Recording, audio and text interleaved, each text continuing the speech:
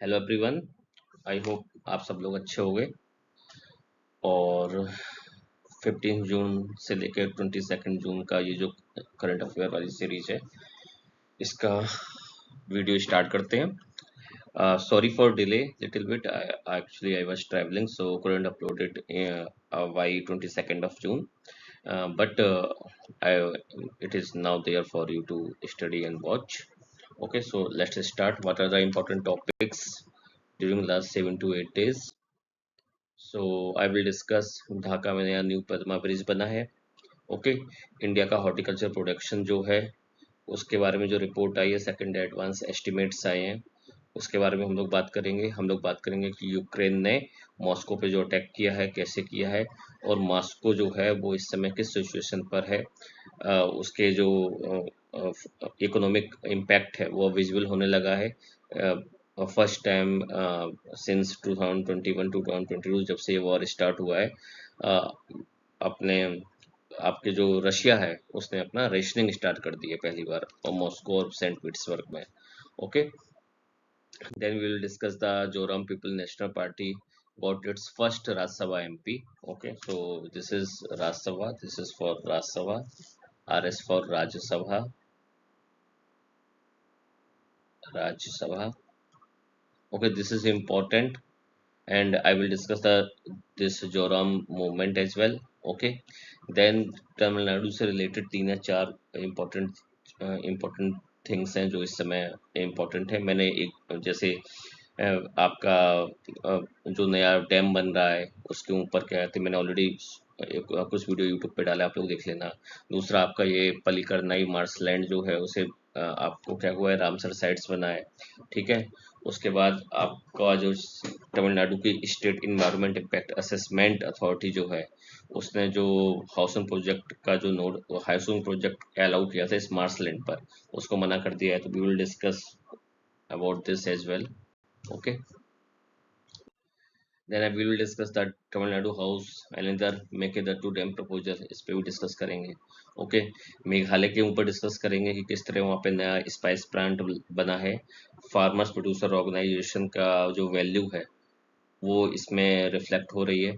Okay, उसके बाद हम लोग अरुणाचल प्रदेश में जो 5 लेक्स की स्टडी की थी, एक नोएडा वेस्ट पर्सनल ऑर्गेनाइजेशन है, प्राइवेट ऑर्गेनाइजेशन ने, with the help of obviously the data they have taken from the this अपने सैटेलाइट्स और इसरो की हेल्प से। तो उन्होंने पाया कि कैसे अरुणाचल प्रदेश में जो ग्लेशियर लेक है उनका एरिया बढ़ा है। एरिया बढ़ने का मतलब है उसमें ज़्यादा पानी कलेक्ट हो रहा है। ज़्यादा पानी कलेक्ट हो रहा है तो इसका मतलब GLOF मतलब ग्लेशियर लेक आउटबर्स्ट फ्लड, इसके चांसेस ज़्यादा हो रहे हैं। तो उन्होंने 5 जगह स्टडी की, उसमें उन्होंने देखा कि 4 का जो एरिया है वो बढ़ा है, 2 का एक का बहुत ज़्यादा सब्सटेंशियल बढ़ा है, 2 का नॉर्मल बढ़ा है मत बढ़ा है, और कोई एक जो लेक है उसका क्या कहते हैं कम बढ़ा है, और एक जो लेक है उसका स्टेबल रहा है। बट सबका किसी का भी घटा नहीं है, सबका बढ़ा है, किसी का ज़्यादा रेंज में किसी का कम रेंज में। ओके, तो हम लोग इसके बारे में डिस्कस करेंगे। Then next we will discuss centres ने जो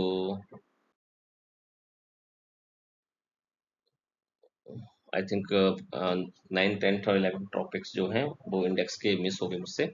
तो anyway we will discuss in explanation as well. Start करते हैं। तो ढाकाज न्यू पद्मा बैराज, ढाका ने ये नया पद्मा बैराज बनाया है। ओके, और ये क्या है, मेगा रिवर इंजीनियरिंग प्रोजेक्ट है जो बांग्लादेश ने अप्रूव किया है लास्ट मंथ मई 2026 में।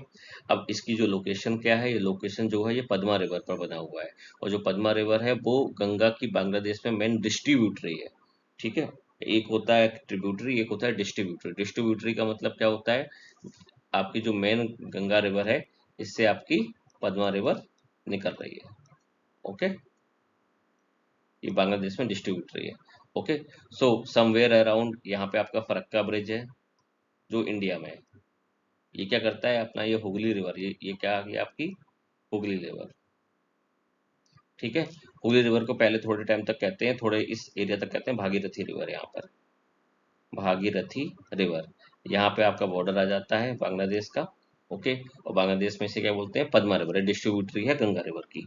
ओके, तो यहाँ पर इन्होंने समवेयर अराउंड हेयर इन्होंने एक ब्रिज बनाना प्रपोज किया है। ठीक है, ढाका में, ओके, बांग्लादेश में, ओके।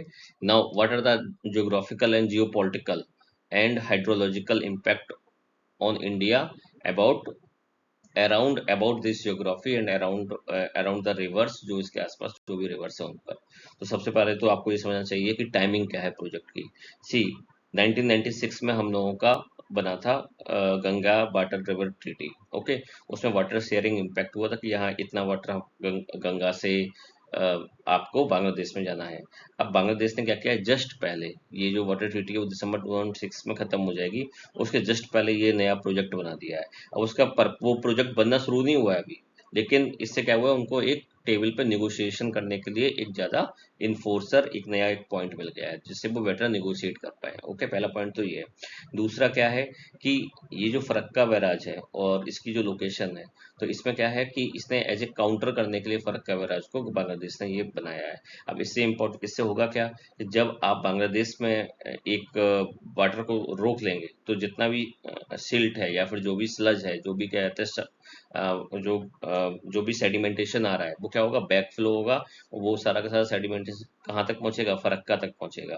और फरक्का तक पहुंचने से क्या होगा, उसकी जो रिवर की जो कैपेसिटी है वो क्या होगी, कम हो जाएगी, क्योंकि नीचे से ये सेडिमेंटेशन का जो लेवल है वो बढ़ता जाएगा।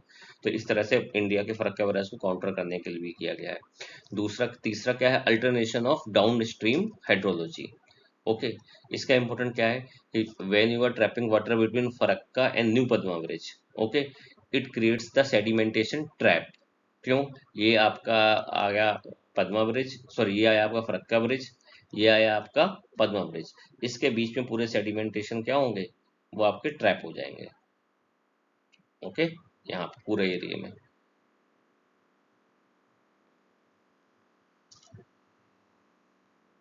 ये जो एरिया यहाँ पे सेडिमेंटेशन पूरे ट्रैप हो जाएंगे, ओके। अब इससे होगा क्या कि इससे आपका इतने बीच का जो रिवर का ट्रैक है उसमें आपको आपको पता ही नहीं चलेगा कि कहाँ पर इरोजन ज्यादा हो रहा है, कहाँ पर फ्लड आने पर किस डायरेक्शन में फ्लड एरिया बढ़ेगा, ओके। कहाँ पर आपका बैक वाटर जो फ्लडिंग होगी वो कहाँ पर बढ़ेगी और कितनी बढ़ेगी, ठीक है। तो ये सारे जो इशू हैं वो आपको क्या आएंगे, बांग्लादेश में भी इशू करेंगे, साथ साथ जो बॉर्डरिंग एरिया है विद द बांग्लादेश और इंडिया में आते हैं उसमें भी ये चीजें इम्पैक्ट करेंगी, ओके। प्लस इसका एक इम्पोर्टेंट एक हल्का सा पॉइंट है, ऑल्दो बांग्लादेश ने कहा है कि हम इसे सेल्फ फंडेड होगा, बट बांग्लादेश ने बोला है कि जब लेटर फेजेस में जब इसका डेवलपमेंट होगा, मींस आप अभी तो हम सेल्फ फंडिंग नहीं कर रहे हैं, लेकिन लेटर फेजेस में हम इसमें चाइना से भी फंडिंग ले सकते हैं, और जहां चाइना से फंडिंग आ गई वहां पर इंडिया के लिए ये चीज एक तरीके से जियो पॉलिटिकल डिसअलाइनमेंट ऑफ बांग्लादेश हो जाएगा इंडिया से, और उसका अलाइनमेंट टुवर्ड्स किसके हो जाएगा, चाइना के। तो these are the important points जो इस पूरे प्रोजेक्ट से रिलेटेड है और इंडिया को इफेक्ट करते हैं, ठीक है। नेक्स्ट इज, कहाँ है पद्मा ब्रिज। अब मैंने ये ऑल्डो आपको बता दिया था, फिर भी एक बता दूं, ये आपका फरक्का बैराज है, ठीक है। ये गंगा जी आ रही है, देखो बेगूसराय से होते हुए भागलपुर, ये गंगा जी ऐसे आई, ठीक है। और यहाँ पे अंदर गई बांग्लादेश, ये यहाँ पे थोड़ा हिस्से में बॉर्डर बनाया, फिर ये अंदर गई और यहाँ पे ऐसे आके, ठीक है, और एक ये ऐसे आई, ठीक है। सॉरी, ये मैंने ना ये गलत बना दिया आपको, ठीक है। ये तो रास्ता है जो, ये है गंगा जी, ठीक है। ये आपकी आ गई ब्रह्मपुत्र, ठीक है, मेघना बोलते हैं, जमुना और मेघना, ठीक है। ये आपका आ गया, ये तीनों चीजें आपको याद रखनी पड़ेगी, किसे जमुना बोलते हैं, किसे मेघना बोलते हैं, और जमुना, मेघना और पद्मा, ये तीन ही है, ठीक है। और यहाँ पे आपका ये जो एरिया है यहाँ पे आपका ये पद्मा ब्रिज है, तो ये दोनों चीजें हो गई। तो पद्मा ब्रिज जो है साउथ मिडिल में, साउथ में है बांग्लादेश के, ओके। तो these are the important thing that you need to revise, okay. Next is, this is the geography. तो ये गंगा जी आती हैं, ओके। उसके बाद ये आपकी आ गई हुगली रिवर, ओके। ये आपकी होगी जमुना, ठीक है। और ये होगी आपकी पद्मा, तो ये होगी पद्मा, ये होगी जमुना, पद्मा और जमुना आपस में मिली तो क्या कहला गई, मेघना। तो आप देख लो अब कैसे आप समझोगे। ये है आपका बांग्लादेश का बॉर्डर, ओके। ये आपका इंडिया, ये आपका बांग्लादेश। ओके, तो ये इसे बोलेंगे आपको, ये आपकी आ गई हुगली रिवर। ठीक है, तो ये हो गया आपका गंगा। ओके, ये हो गया आपका,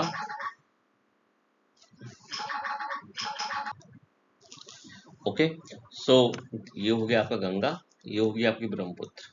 ओके, गंगा जब बांग्लादेश में गई तो क्या बन गई, पद्मा, तो हो गई पद्मा। ब्रह्मपुत्र जब बांग्लादेश में गई तो क्या हो गई, जमुना। ओके, पद्मा और जमुना जहां मिली उसके बाद इसको क्या बोलते हैं, मेघना। ओके, तो आपको ये समझ में आ गया, ये होगी आपकी हुगली, ये होता है, ये आपको समझना चाहिए, ये क्वेश्चन आ सकता है प्री में। ओके, नाउ नेक्स्ट इज, अब ये आपका आया है हाइड्रोलॉजिकल मैप है, तो इसमें देखो कहाँ क्या है। ठीक है, तो ये आपका है फरक्का बैराज। ओके, ये आपका फरक्का बैराज है। फरक्का बैराज से क्या हुआ, यहाँ से ये रिवर निकली, और ये रिवर जो हुई इसे क्या बोलेंगे, भागीरथी रिवर। तो मैंने आपको बताया था पिछली स्लाइड में कि जो गंगा जी हैं उस फरक्का बैराज के बाद कुछ टाइम तक उसे भागीरथी बोलते हैं, उसके बाद फिर इसे ये हुगली रिवर बोलते हैं, उसके बाद ये आके इसमें बे ऑफ बंगाल में डिस्ट्रीब्यूट हो जाती है। तो ये हो गया आपका रिवर भागीरथी इतना हिस्सा, ये हो गया हुगली रिवर। ओके, जब ये अंदर गई, ठीक है, उसके बाद ये इसमें यहाँ तीस्ता रिवर आके मिल रही है फरक्का के बाद। उसके बाद ये होगी पद्मा रिवर, गंगा जी को क्या बोलते हैं, पद्मा जी, पद्मा रिवर बोलते हैं। ठीक है, ये हो गई आपकी जमुना रिवर, ये दोनों आपस में मिलके यहाँ पे होगी मेघना रिवर। ओके, तो ये उसका बेटर मैंने मैप के हिसाब से आपको बता दिया। ठीक है, गंगा जी के ऊपर यहाँ क्या मिल रही है, देखो कोसी रिवर मिल रही है। ठीक है, तो एक बार फिर से मैं बता दूं, ये गंगा जी आई, यहाँ पे फरक्का बैराज बना। ओके, उसके बाद फिर आपका ये वाला हिस्सा यहाँ पे आ गया, ये ब्रह्मपुत्र आई, ब्रह्मपुत्र यहाँ मिली। ठीक है, उसके बाद फिर ये डेल्टा बन गया, ऐसे यहाँ पे इसका डेल्टा बन गया, ये पूरा हिस्सा सुंदरबन। ठीक है, ये क्या हो गया आपका सुंदरबन। ठीक है, यहाँ पे देखो कोसी मिली आके। ठीक है, यहाँ पे आके आपकी तीस्ता मिली फरक्का के जस्ट नीचे। ठीक है, ये हो गया आपकी तीस्ता। ठीक है, ये आपकी ब्रह्मपुत्र थी। ओके, ये बांग्लादेश, ये इंडिया, इसे बोलेंगे गंगा। ओके, ये होगी ब्रह्मपुत्र, यहाँ पे आई तो जमुना बन गई, ये यहाँ पे गई तो पद्मा बन गई, ये दोनों आपस में मिली, उसके बाद फिर ये मेघना बन गई। ठीक है, ये वाला इतने हिस्से में गंगा जी को फरक्का बैराज के बाद कहते हैं भागीरथी, और फिर बाद में नीचे वाले हिस्से को बोलते हैं आपकी हुगली। ओके, तो ये आप लोग याद। नेक्स्ट आइए, नेक्स्ट टॉपिक है आपका एस्टिमेट इंक्रीज, जो एस्टिमेटेड इंक्रीज है आपके हॉर्टिकल्चर प्रोडक्शन का। तो ये भी इंपॉर्टेंट है, ये डायरेक्ट क्वेश्चन जो है वो हॉर्टिकल्चर पे आता है एक्चुअली में। सो कितना हुआ है, मिनिस्ट्री ऑफ एग्रीकल्चर और फार्मर्स ने फर्स्ट एस्टिमेट, एडवांस एस्टिमेट किया था 2026 का। ठीक है, उसके बाद देखो क्या किया इन्होंने, इंडिया टोटल हॉर्टिकल्चर जो प्रोडक्शन है वो कितना पहुंचने का टाइम कितना पहुंच सकता है, 3708। ओके, तो कितना टारगेट है, 3000 लाख टन। ओके, तो आपको अप्रोक्सीमेट कितना याद रखना है कि 3700 लाख टन प्रोडक्शन है। ओके, उसके बाद अगर मिलियन टन में हम लोग देखेंगे तो अराउंड 370.8 मिलियन टन। ये आपको इजी रहेगा याद करने के लिए। ओके, और ये क्या हुआ है, हल्का सा बस इंक्रीज हुआ है। जो लास्ट ईयर था वो आपका था 370.7, अब हुआ है 370.8। ओके, लगभग सेम रहा है। ठीक है, उसके बाद क्या हुआ इसमें सबसे इंपॉर्टेंट क्या है कि टोटल कल्टीवेशन जो एरिया है वो कितना हो गया है, 301 lakh hectare. Okay, around 300 lakh hectare. जो वेजिटेबल का प्रोडक्शन है वो बढ़ता जा रहा है, और कितना पहुंच गया है, अराउंड 2100, अराउंड 2200 है अप्रोक्सीमेट 2200 लाख टन किसका हो गया, केवल वेजिटेबल का। 300 टन कितने का हो गया, टोटल कल्टीवेशन एरिया हेक्टेयर में हो गया।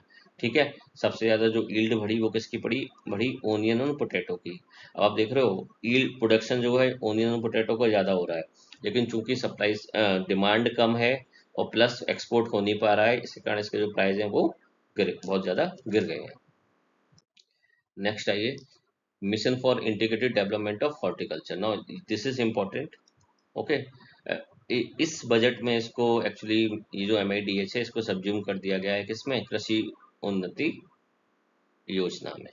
ठीक है। इससे पहले तक ये जो था वो आपका नेशनल फूड सेफ्टी कहते जो मिशन है उसके उसमें आता था आपका उसका मेन इंपॉर्टेंट पिलर था mission for integrated development of horticulture. Okay. इसमें कौन कौन से आते थे, इसमें आपका आता था नेशनल हॉर्टिकल्चर मिशन आता था।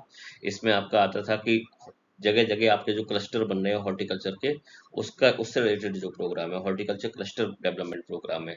बेम्बू मिशन भी इसके अंदर आता था। ओके। आपका कोकोनट डेवलपमेंट बोर्ड भी इसके अंदर आता था। और प्लस आपका जो मेडिसिन प्लांट है उनका जो डेवलपमेंट हो रहा है, means mission for integrated development of medicinal plant, वो भी इसके अंदर आता था। तो मिशन फॉर इंटीग्रेटेड हॉर्टिकल्चर में क्या हुआ, सबसे पहले तो आप जो आपका नॉर्मल हॉर्टिकल्चर है, कोर हॉर्टिकल्चर है, उसका डेवलपमेंट करोगे। हॉर्टिकल्चर क्लस्टर जो आप डेवलप कर रहे हो उसके बारे उसको आप इसमें इंक्लूड करोगे। आप कोकोनट को करोगे, आप बैम्बू को करोगे, प्लस आप जो मेडिसिनल क्लस्टर है, मेडिसिनल प्लांट है, उनका भी आप इंटीग्रेटेड डेवलपमेंट करोगे। तो ये चार चीजें थी जो वो आपके MIDH में आती थी। अब इंडियन गवर्नमेंट में लास्ट ईयर बजट में कृषि उन्नति योजना बनाई है, उसको 11,200 करोड़ रुपए दिए हैं। कितने दिए? 11,200 करोड़ रुपए। और इसने कुछ स्कीम्स को अपने अंदर सब्ज्यूम किया। कौन कौन सी स्कीम्स इसमें थी? नंबर वन, एग्रीकल्चर मार्केटिंग से रिलेटेड जो भी स्कीम थी वो इसमें सब्ज्यूम्ड कर दी गई। आपका जो नेशनल फूड सिक्योरिटी मिशन था वो भी इसके अंदर कर दिया गया। आपका national mission for horticulture means ये आ गया, वो भी इसमें इंक्लूड कर दिया गया। और उसके बाद आपकी जो scheme of agriculture research and statistics जो थी वो भी इसके अंदर कर दी गई। ओके। R&D भी एक तरीके से R&D और डेटा माइनिंग है, जो भी आर्टिफिशियल इंटेलिजेंस में भी कुछ डेवलप कर रहे हो, कोई ऐप डेवलप कर रहे हो, वो भी इसके अंदर इंक्लूड कर दिया। ठीक है। नेक्स्ट आइए, कौन कौन सी स्कीम्स हैं जो MIDS के अंदर आती हैं, जो आप जिसके बारे में आपसे पूछा जा सकता है क्योंकि ये भी रिसेंटली हुआ है। तो MIDS खत्म नहीं हुआ है, वो कृषि उन्नति योजना में कर दिया गया है, लेकिन आपको कुछ जो इंपॉर्टेंट स्कीम है वो आपको पता होनी चाहिए, इसलिए मैंने ये लिखी। Number one, excellence. आपको अलग अलग हॉर्टिकल्चर के एक्सलेंस सेंटर ऑफ एक्सलेंस बनाने हैं। आपको horticulture cluster development programme start करना है। क्लस्टर डेवलपमेंट प्रोग्राम में क्या है कि आपका जो प्री प्रोडक्शन वाला पार्ट है और आपका जो पोस्ट प्रोडक्शन वाला पार्ट है उसको आपस में लिंक करना है और उनका डेवलपमेंट करना है। ओके। उसके बाद आपका क्या है कि क्लीन प्लांट प्रोग्राम। अब क्लीन प्लांट प्रोग्राम में क्या होता है कि सबसे पहले तो ये सेंटर सेक्टर स्कीम है, means totally funded by central government.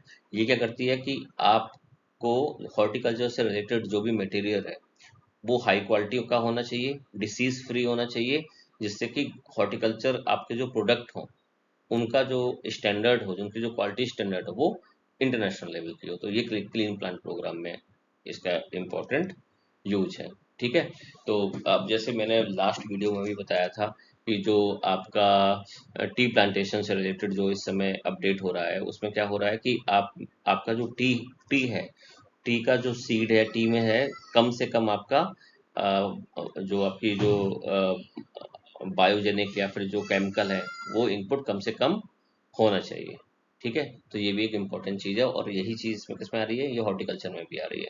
दूसरा इसमें सब पोस्ट एंट्री क्वारंटाइन फैसिलिटीज का मतलब क्या है कि जेन्युइन और जो आपके अनमिक्स्ड है, जो हाइब्रिड नहीं है, वो आपको क्या कहते हैं इम्पोर्टेंट करने हैं और उनको क्वारंटाइन करना है। मीन्स उनकी जो ऑर्चर्ड की जो प्रोडक्टिविटी है वो इंटैक्ट रहे।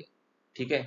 वो कम ना हो, ऐसा ना हो कि क्या कहते हैं आपने एक बार सीड लिया, ठीक है, उस सीड ने फर्स्ट हार्वेस्ट के टाइम तो एक certain amount of expected productivity show की, लेकिन विद द टाइम जब आप उसे बार बार यूज कर रहे हो तो वहाँ का जो लैंड है या फिर उसकी खुद की जो इनहेरेंट जो क्वालिटी है उसके कारण आपकी यील्ड कम होती जा रही है।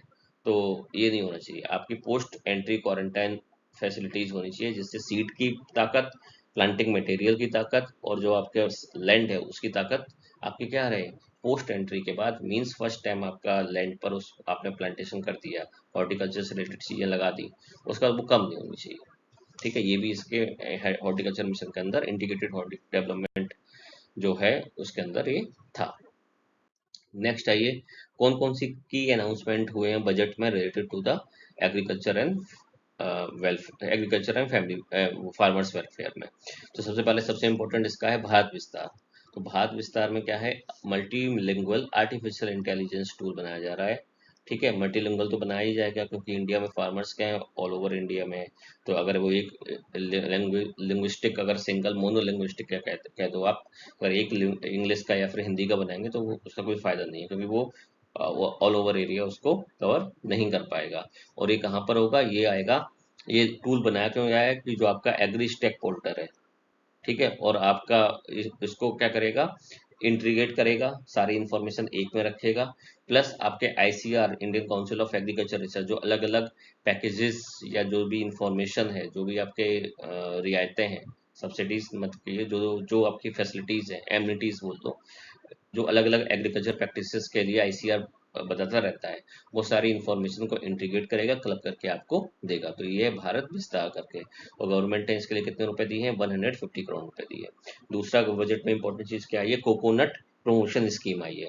इसमें क्या है, इसमें आपको गवर्नमेंट इनिशिएटिव देती है, जो भी कोकोनट प्लांटर होते हैं, कि आप जो पुराने ओल्ड नॉन प्रोडक्टिव ट्रीज हैं उनको आप रिप्लेस कर दीजिएगा न्यू वेराइटीज के साथ, और जो आपके जो मेजर कोकोनट स्टेट्स हैं वहाँ पे आपको आपको प्लांट करिए उनको। ठीक है, तो ये आपकी कोकोनट प्रमोशन स्कीम है। दूसरा क्या है, डेडिकेटेड प्रोग्राम्स और लाए गए हैं, दे एंड, और किसके लिए लाए गए हैं, आपके enhancing production, processing and export competitiveness of coconut. Okay, coconut है, सैंडलवुड है, कैश्यू है, कोकोआ है और नट्स है। तो आपका क्या है कि आप किस लिए प्रोग्राम लगाए गए हैं, प्रोडक्शन को इंक्रीज करने के लिए, प्रोसेसिंग यूनिट को, प्लस आपकी जो एक्सपोर्ट की जो कॉम्पिटिटिवनेस है उसको इंक्रीज करने के लिए आपके सपोर्ट दिया गया है गवर्नमेंट के द्वारा कोकोनट प्रमोशन स्कीम में। और कौन कौन सी चीजें हैं इसमें, कोकोनट प्रमोशन स्कीम अलग हो गई, जो आपके डेडिकेटेड प्रोग्राम्स दिए गए हैं तो उसमें कोकोनट भी आ रहा है, ठीक है, उसमें आपका सैंडलवुड भी आ रहा है, ओके, उसमें आपका कैश्यू नट भी आ रहा है, उसमें आपका कोकोआ भी आ रहा है, और डिफरेंट नट्स भी आ रहे हैं। तो एक दो तीन चार पाँच, टोटल पाँच जो है हॉर्टिकल्चर की स्पीसीज वो आपको कवर कर ली हैं, और इसे बजट में रखा गया है। और इसके लिए कितना फंड एलोकेट किया गया है, 350 करोड़। तो कोकोनट के लिए एक तरीके से क्या हुआ है, 150 आपका जो पहला था, अच्छा इसमें फंड नहीं दिया गया था, ओके। तो कोकोनट टोटल 5 जो आपकी स्पीसीज है उसके लिए 350 करोड़ एलोकेटेड किए गए। नेक्स्ट आ गया, ये जो है ये आपका इम्पोर्टेंट, मैंने ये इसलिए लिख लिया, मैं पढ़ रहा था, और ये इम्पोर्टेंट इसलिए है कि क्यों एग्रीकल्चर की प्रोडक्टिविटी इंप्रूव नहीं हुई। ये आप अपने आंसर्स में बहुत ज़्यादा जल्दी से मेंशन कर सकते हैं, जीएस आंसर्स में। आप देखो, टोटल जो फंडिंग एग्रीकल्चर को मिली है, वो अगर मान लो मिली है अराउंड 1 लाख करोड़, ठीक है, इसी के अराउंड मिली है, ओके। उस 1 लाख करोड़ में आप देखिए, पीएम किसान सम्मान निधि, मतलब हर जो 2,000 रुपए दिए जाते हैं हर 3 महीने में फार्मर्स को, उसमें कितने रुपए एलोकेट लिए गए, 63,500। अब 1 लाख रुपए में आपके 63,000 करोड़ रुपए आपको किसमें दिए गए, आपको पीएम किसान में, मतलब रुपए देने में, कैश कैश स्कीम में, ओके। नेक्स्ट देखिए, जो आपकी मॉडिफाइड इंटरेस्ट सबवेंशन स्कीम है, मींस जो आपके किसान क्रेडिट कार्ड के थ्रू जो लोग आपके रुपए लेते हैं उन पे जो इंटरेस्ट माफ होता है, उसमें कितने रुपए जाएंगे, अराउंड 23,000 करोड़ रुपीज, ये आपके जाएंगे इंटरेस्ट में, केसीसी किसान क्रेडिट कार्ड से, ओके। इसके बाद देखो, क्रॉप इंश्योरेंस स्कीम, ये भी एक तरीके से क्या है, कैश, आप मतलब आपकी फसल खराब हुई तो आपको इंश्योरेंस जो मिलेगा, तो वो कितना, उसके लिए रुपए कितने गए, 12,267 रुपए, तो मान लो 12,000 करोड़ रुपए इसमें गए, ये आपके किस में गए, इंश्योरेंस में, ओके। फसल खराब हो गई या फिर बाढ़ आ गई, ठीक है। इसके बाद देखो, आपका ये आपका पीएम अन्नदाता आय संरक्षण योजना, ये वाला देखिए, ये 3 मैंने कर दिए। उसका पीएम अन्नदाता आय संरक्षण योजना, इसमें कितने रुपए गए, 7,000 करोड़ रुपए इसमें चले गए, पीएम आशा में, 7,000 पीएम आशा, और पीएम आवास में भी आप देखते हो गवर्नमेंट क्या करती है, एमएसपी और सेलिंग प्राइस के बीच का जो डिफरेंस है, प्राइस डिफरेंस, वो आपको पे करती है। या फिर आपको अगर फसल बिक नहीं रही है तो आपकी फसल हम खरीद लेंगे और जो उसके जो पैसे हैं वो हम स्टेट्स को दे देंगे, स्टेट्स आपसे खरीदेगा, स्टेट्स को सेंट्रल गवर्नमेंट दे देगी शेयरिंग में मॉडल पे, या फिर जो भी उनका आपस में है। ठीक है, तो वो भी एक तरीके से क्या है, आपको आपकी जब प्रोडक्टिविटी नहीं आपके पास मतलब आपके पास जब आपकी फसल नहीं बिक रही है तो आपको कैश में ही मिल रहा है, डायरेक्ट बेनिफिट ट्रांसफर हो रहा है। अब आप ये देख लो, 6 2 8 और 1 9 10, around 1.10 lakh crore. Okay, out of how much, आप अगर टोटल देख लो बचा कितना है। एक ये बना है कृषि उन्नति विकास योजना, राष्ट्रीय कृषि विकास योजना, 8 7 15, एक 16 हजार रुपए अलग चीजों पे गए हैं। ओके, बाकी एंड टोटल अगर देख लो तो अराउंड 1.30 लाख करोड़ अगर एग्रीकल्चर का बिल था, उसमें 1.10 लाख करोड़ आएंगे, 13 8 अराउंड 80%। 80% है वो तो सब कैश में ही जा रहा है, कुछ सब्सिडी में जा रहा है, कुछ रुपए डायरेक्ट आप रुपए दे रहे हो उसमें जा रहा है। तो आपका प्रोडक्टिविटी के लिए आप रुपए ही कितना लगा रहे हो। बाकी आप जो लगा रहे हो, इस जो 20% बचा है, उस 20% का भी उसमें जो 10% है वो आप किस में लगा रहे हो, जो आपकी मेन फसल नहीं है, लाइक पैडी नहीं है, वीट नहीं है, शुगर कैन नहीं है, किस में जा रहा है, कोकोनट में जा रहा है।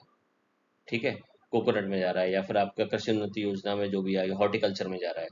ओके, आपका मेन जो जिसमें एक्चुअली में आपकी प्रोडक्टिविटी कम है, लाइक पैडी में आपकी इंटरनेशनल से लगभग आधी है। ठीक है, पैडी हुई, वीट हुआ, शुगर केन, सबकी प्रोडक्टिविटी इंडिया में बहुत कम है, और उस प्रोडक्टिविटी में कोई भी रुपए खर्च नहीं हो रहे हैं।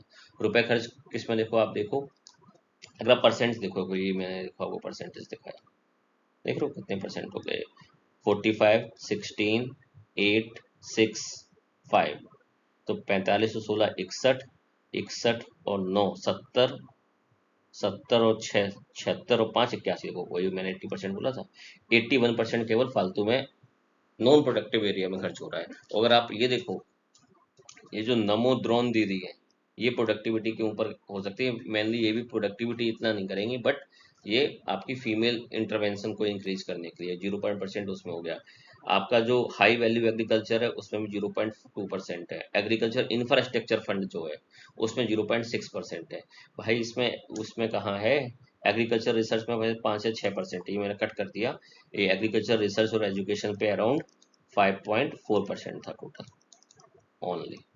ठीक है, तो जब प्रायोरिटी ही गवर्नमेंट की आपकी, या फिर आप कह दो गवर्नमेंट के पास इतना स्कोप नहीं है, ये चीज़ें जरूरी हैं, लेकिन पीएम किसान सम्मान निधि हुई, एक टाइम के लिए सही थी, लेकिन अब उसे बंद कर देना चाहिए, या फिर उसे कम कर देना चाहिए, या फिर उसकी जो टारगेटेड बेनिफिशरी है वो सारे नहीं होने चाहिए, जो जिनके पास वास्तव में पैसे नहीं है उनको होना चाहिए। ठीक है, लूप होल्स जो हैं, जो फालतू में जो बेनिफिशियरी बने हुए हैं, अपने घर में बैठे हैं, इसी में बैठे हैं, उनके नाम भी है, क्योंकि उनके नाम पे खेत है, तो हर किसी को नहीं मिलना चाहिए। ओके, जो किसान अपने हाथ से अपना खेत जोत रहा है, मेरे हिसाब से उनको मिलना चाहिए। ये नहीं कि आपके पास बहुत पैसे हैं, आपके पास 300 एकड़ जमीन है, आपको आपने 10 लोगों के नाम कर रखी है और आपको मिल रहे हैं। ठीक है, तो ये सब चीजें थोड़ा गवर्नमेंट को दिखना चाहिए। नेक्स्ट आते हैं, यूक्रेन ने अटैक कर दिया मॉस्को पे। अब देखो, यूक्रेन जो है बहुत ही दिमाग वाला इंसान है। यूक्रेन हैज बीन ट्राइंग, अब देखिए इसमें मेन टाइमिंग इंपॉर्टेंट होती है किसी भी इंटरनेशनल इवेंट में। यूक्रेन ने कब डायरेक्ट, यूक्रेन अभी तक ना बाउंड्री पे जहाँ जहाँ क्रीमिया के आसपास, क्रीमियन पेनिनसुला के आसपास जो भी थोड़ा छोटा बहुत कहते जहाँ पे डायरेक्ट लड़ाई हो रही थी वहाँ पे अटैक करता था। इस बार इसने डायरेक्ट मॉस्को में जाके अटैक कर दिया, वहाँ की जो सबसे बड़ी नेचुरल गैस, सॉरी गैस जो सप्लायर था उसके वहाँ पे अटैक कर दिया। क्यों?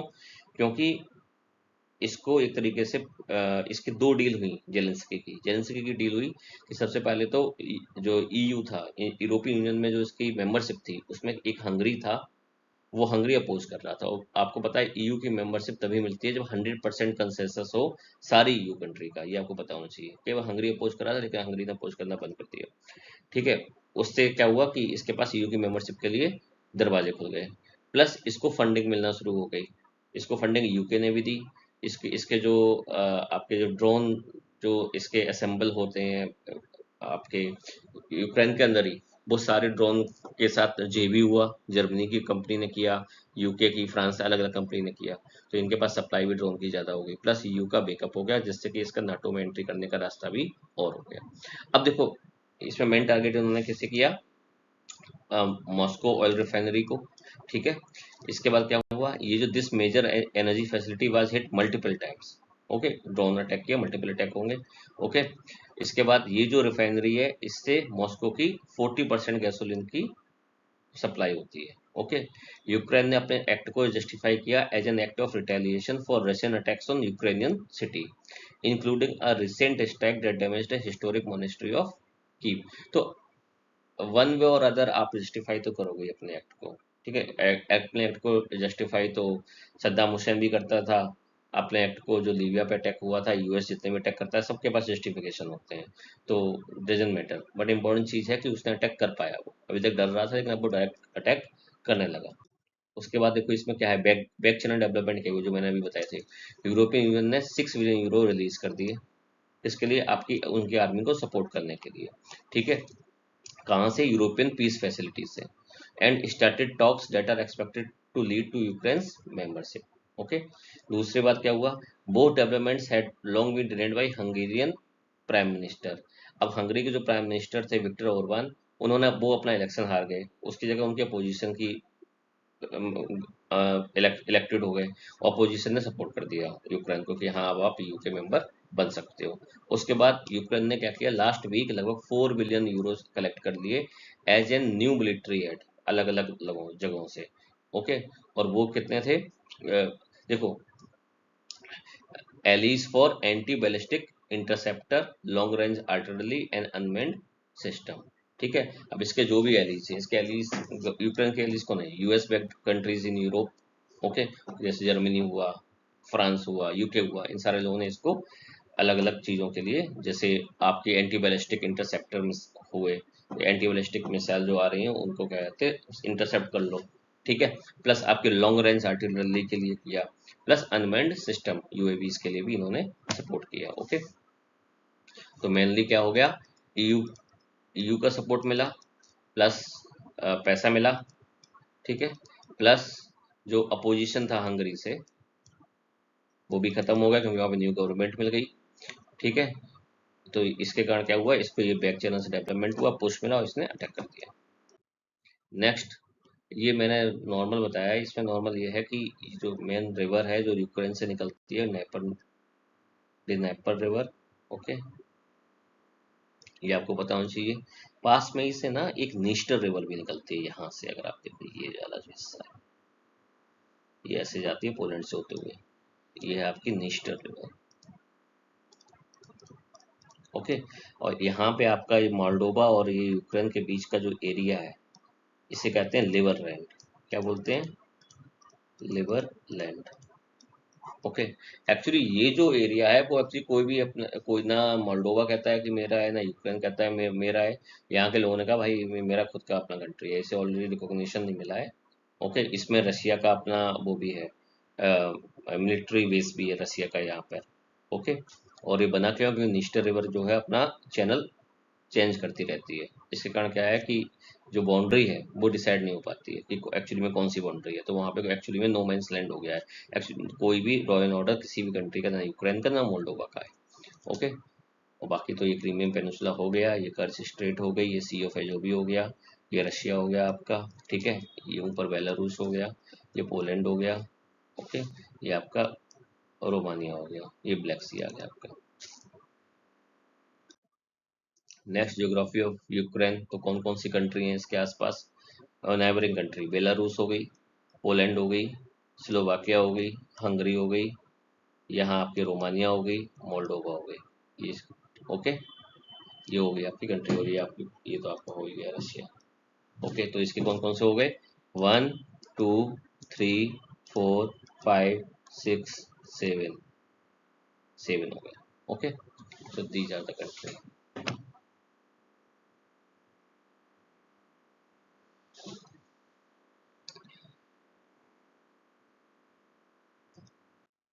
नेक्स्ट देखो आप, इसमें इसमें रिवर आपको क्लियर दिखाई पड़ेंगी, कौन कौन से माउंटेन, एक कार्पेथियन माउंटेन हो गया, ठीक है, ये देखो नीस्टर रिवर आई, ऐसे आई, ऐसे गिर गई। ओके, तो ये वाला जो एरिया है ये उन्होंने बोला है कि हम अपना खुद का रिवर लेवल रनिंग बनाएंगे। ओके, ये हो गई। उसके बाद आपकी ये हो गई आपकी नाइपर रिवर, यहाँ से निकलती है। और उसके बाद यहाँ पे आपका चेरनोबिल है।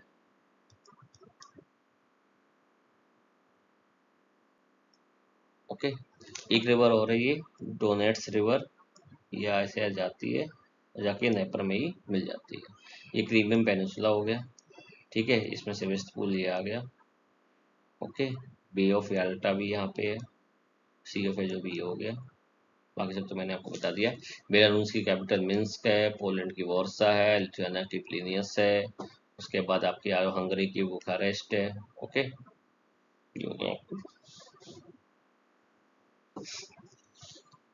यूक्रेन की कीव है। ओके, सो ये आपकी मेन फिजिकल, इसका फिजिकल मैप हो गया यूक्रेन का। टू इम्पोर्टेंट रिवर्स नीस्टर और ये आपकी नाइपर। नीस्टर के वो बाउंड्री बनाती है थोड़ी सी, और बीच से ऊपर ऊपर वाले हिस्से में वो बीच से निकलती है। प्लस आपकी जो आपकी नाइपर रिवर है वो ऊपर आती है, चेरनोबिल के पास आती है। चेरनोबिल चेरनोबिल के जस्ट नीचे डेस्ना रिवर जो है, ये जो डेस्ना रिवर है ये वाली, ये इससे मिलती है कि उसी के पास है दोनों, निस्टर नेपर और डेस्ना रिवर जहाँ मिलती है उसके बाद कीप शुरू हो जाता है इस कैपिटल। उसके बाद ऐसे जाती है, इसमें मिल जाती है। बस यही सब इम्पोर्टेंट है। ये वाला जो एरिया है, ये इतना जो एरिया, यहाँ पे लड़ाई ज़्यादा चलती है कि ये रशिया कहाँ पर अटैक कर दिया है। थोड़ा बहुत हिस्सा यहाँ पे भी है, लेकिन ये इतना नहीं है। यहाँ पे बहुत कम रशिया की actual activate area of influence है वो साउथ ईस्ट में ज़्यादा है। ओके, नेक्स्ट आइए, नेक्स्ट टॉपिक है आपका Zoram people's national party gets its first Rajya Sabha MP. ये इनको मिला, ये राज्यसभा एमपी हो गए। ओके, तो जोराम नेशनल पार्टी जो है इसके बारे में जान लो, और मिजोरम के बारे में जानते हैं। ओके, मिजोरम किससे बना है, जो मिजोरम से ही जोराम मिला है। ओके, तो जोराम नेशनल मूवमेंट जो था वो पॉलिटिकल एक लैंडस्केप में एक तरह से इन्होंने, जैसे आप आई थी दिल्ली में, वैसे ये जोराम पीपल मूवमेंट इससे पहले भी कांग्रेस के साथ ये हो चुका है। तो कांग्रेस ने उससे लेकिन सीखा नहीं। जो जोराम पीपल्स मूवमेंट था वो एक्चुअली में मिजो नेशनल फ्रंट और नेशनल कांग्रेस को वहां से भगा दिया था, हटा दिया था। ओके, और इसका जो मेन पर्पस था वो ये था कि it has advocated for the secularism, protection of religious minorities and reimposing a ban on liquor in Mizoram. Okay, these are the important जो इसके मैनिफेस्टो में थे। सिमिलर काइंड इसी से इन ये जो जोराम नेशनल पार्टी मूवमेंट है, इन सब लोगों का जो मैनिफेस्टो है, इनसे इंस्पायर होकर ये आप वगैरह अब बन रहे हैं। ओके, नाउ मिजोरम के अलग अलग इम्पोर्टेंट न्यूज़ क्यों क्या रही हैं। एक तो मिजोरम की जो असेंबली है, उन्होंने क्या कहा है कि एक ऑफिशियल रेजोल्यूशन पास किया है और कहा है कि they are in opposition of and implementation of anything under uniform civil code. इन्होंने कहा कि if we follow article 371G, okay, of Indian constitution, obviously under article 371G there is a protection given by the constitution to Mizo people with respect to its religious, social and customary law, and protection कैसे दिया गया है, any parliamentary act until and unless these parliamentary acts are approved by state legislature। Okay, तो ये इसका इन्होंने किया है। ठीक है, वैसे भी अगर आप देखो यूनिफॉर्म सिविल कोड जो है वो वहाँ जब तक जो स्टेट्स है, ओके, वो अपनी तरफ से ये उसको रिकॉग्नाइज नहीं करेंगे तब तक उसका इम्प्लीमेंटेशन तो वैसे भी प्रॉपरली नहीं हो सकता, मॉडल लॉ ही बनेगा। नेक्स्ट इंपॉर्टेंट जो टॉपिक आया है मिजोरम से रिलेटेड वो है Bairabi Sairang railway link. Okay, ये इंपॉर्टेंट है। ये क्या है, ये आपको अभी तक आइजोल में डायरेक्ट क्या कहते, ब्रॉड गेज रेलवे अभी तक नहीं आई थी, लेकिन अब मिजोरम में जो कैपिटल है आइजोल, उसको आपको क्या होगा, नेशनल रेलवे से जोड़ देगी, वेरावी Sairang railway link. Okay, next आपका आया फर्स्ट मोटर रेसिंग ट्रैक, ये भी आया है। इसमें क्या है, मिजोरम का जो स्टेट स्पोर्ट्स काउंसिल है उन्होंने पार्टनरशिप किया है आरईसी लिमिटेड के साथ, और फर्स्ट ईस्टर्न इंडिया का first ever dedicated motor racing track बनाया है। कहाँ पर, एजोल के पास लैंगपुई में। कहाँ पर, लैंगपुई में। ओके, तो फर्स्ट मेजर तो एजोल के पास क्या हुआ, फर्स्ट मोटर रेसिंग ट्रैक बना। एजोल को direct national railway, Indian railway से जोड़ा गया। ओके, किसके थ्रू, बेराबी सेरांग रेलवे लिंक से। ओके, मिजोरम ने क्या किया, अपनी स्टेट असेंबली में रेजोल्यूशन पास किया कि यूनिफॉर्म सिविल कोड का कोई भी आर्टिकल अगर पास होता भी है सेंटर से तो हम उसको नहीं मानेंगे, क्योंकि आर्टिकल 371G हमको ये कॉन्स्टिट्यूशनल ब्लैंकेट देता है, ये ब्लैंकेट ये प्रोटेक्शन देता है कि कोई भी चीज़ अगर यहाँ हमारे सोशल रिलीजियस या फिर कस्टमरी लॉज के अगेंस्ट है तो अनटिल अनलेस हम लोग उसे अप्रूव नहीं करते, मीन्स स्टेट असेंबली अप्रूव नहीं करती है तो हम वो हमारे यहाँ नल एंड वॉइड हो। ओके, एंड सबसे दूसरा है आपका फुल फंक्शनल लिटरेसी। मिजोरम ने एजुकेशन हिस्ट्री में क्या किया था कि it is the first state in India जिसको क्या होगी, फुल फंक्शनल लिटरेसी मिली है 100%। और किसके बाद मिली है कि केरला, केरला को सबसे पहले मिली थी, इसके बाद ये मिजोरम को मिली है। नेक्स्ट आइए, what are the social education and health related क्या इशू है, ये तो मैंने बता ही दिया, 100% फुल फंक्शनल लिटरेसी मिली थी। दूसरा, मिजो लैंग्वेज रिजोल्यूशन, ये इंपॉर्टेंट है। ओके, क्यों इंपॉर्टेंट है, क्योंकि to protect its cultural identity, यहाँ की जो लेजिस्लेटिव असेंबली है मिजोरम की लेजिस्लेटिव असेंबली है, उसने क्या है, एक रेजोल्यूशन पास किया। और रेजोल्यूशन किस चीज़ का पास किया उन्होंने, उन्होंने कहा कि हम रिक्वेस्ट कर रहे हैं सेंट्रल गवर्नमेंट से कि जो मिजो लैंग्वेज है, क्या है, मिजो लैंग्वेज, उसको आप किसमें करो, 8th शेड्यूल में शामिल करो। ठीक है, अब 8th शेड्यूल में शामिल होने से क्या होता है, सबसे इंपॉर्टेंट चीज़ क्या होगी, 8th शेड्यूल में देखो दो चीज़ें होती है, एक तो आपका आर्टिकल 350 के अंतर्गत जो आपका ऑफिसर ऑफ लैंग्वेज होता है, ठीक है, वो उसके थ्रू आपको बहुत सारा प्रोटेक्शन मिलता है। आपको प्रोटेक्शन मिलता है कि एक सेंट्रल यूनिवर्सिटी भी गवर्नमेंट वहाँ पे खोलती है उस लैंग्वेज को प्रोटेक्ट करने के लिए। तो छोटी छोटी चीज़ें हैं, बट अगर मिजोरम एक छोटा स्टेट है तो ये छोटी छोटी चीज़ें भी वहाँ के लिए बहुत ही इंपॉर्टेंट है। ओके, तो इसके लिए इन्होंने ये किया है। नेक्स्ट आइए, मिजोरम की ज्योग्राफी देख लेते हैं। तो मिजोरम की ज्योग्राफी जो है, जनरली मिजोरम जो है तो इस तरीके का ये ऐसा स्टेट है, ठीक है, और यहाँ वहाँ पे जो वो है आपकी हिल्स है, वो नॉर्थ टू साइड आती हैं और पैरेलल होती हैं, ठीक है, ये नॉर्थ टू साइड आपस में पैरेलल, ठीक है, और जनरली इनको क्या बोलते हैं, मिजो हिल्स, क्या हुई ये मिजो हिल्स। ओके, जो इम्पोर्टेंट इसकी जो रिवर है इम्पोर्टेंट, जो एक्चुअली आपको पता होगा कलादन प्रोजेक्ट जो है बांग्लादेश का, तो जो कलादन रिवर है वो चिन स्टेट जो म्यांमार में है उससे क्या कहते हैं ऊपर की ओर बढ़ती है और आपकी किस में जाती है, मिजोरम में जाती है। ओके, और कुछ रिवर्स जो हैं वो असम साइड में मिलती हैं जैसे धालेश्वरी और सोनाली, ठीक है, ये इम्पोर्टेंट है। ठीक है, कल ओके, तो ये हो गया मिजोरम हिल्स, ये यहाँ पे ब्लू माउंटेन है। ओके, यहाँ पे आपकी चिन हिल्स है।